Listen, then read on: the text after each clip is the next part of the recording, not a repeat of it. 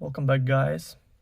In this video I'm going to show you how to change back the status in vertical style in WhatsApp. So first thing first, open WhatsApp, click on the icon, then go to updates and just unfollow all the channels that you have followed. So just click on that, then click on that tree and unfollow channel.